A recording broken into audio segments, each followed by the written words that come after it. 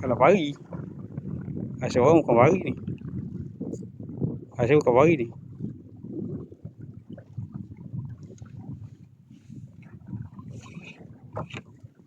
Budak kecil buat dia adik nak try ni. Bukan pari ni, nagak. Nagak bukan pari. Kasar ikan ni. Dah ada rezeki ya. Yo, mesti dong percaya. Rambut ni. Ui, kasar ikan ni.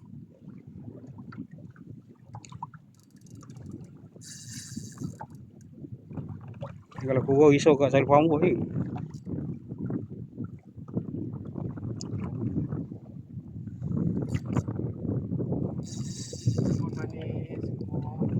Kawan-kawan.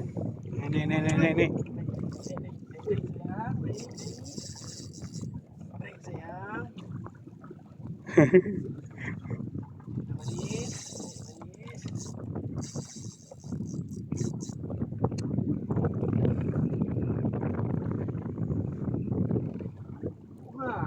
Ha? Berapa ni? Ha? 50. Dia nagak ni. Nagak.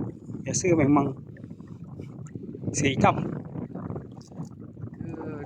Yes. Tonggeng mungkin juga.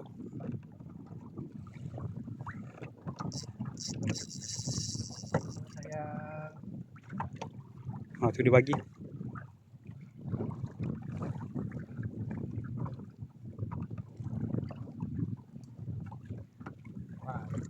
Pagi. Rancu mana? Rancu yang tadi yang satu. Pagi dah saya.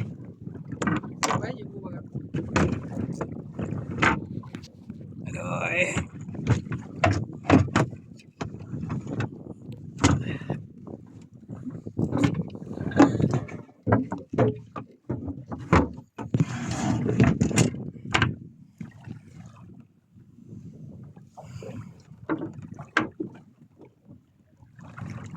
Pasal ada berat dia nahan ni.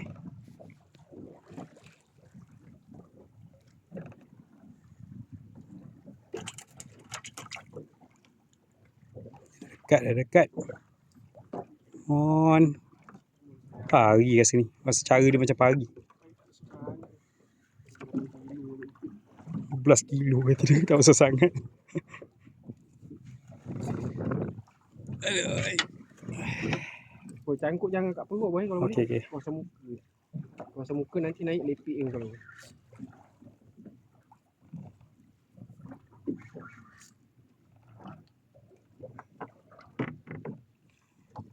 Bawah ada tali tu.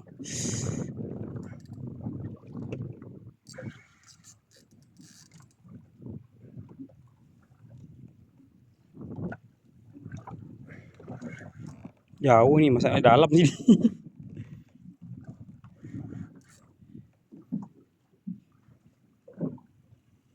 Okey, dapat. Okey, apa itu? Pari. Kasar ke bang? Bismillah. Tanya.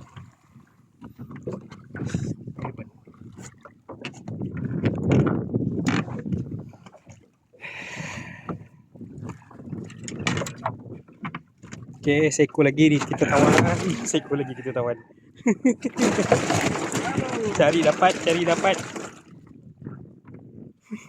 Okay. Seekor lagi kita tawan untuk hari ini. Tak besar kata 12 kilo je.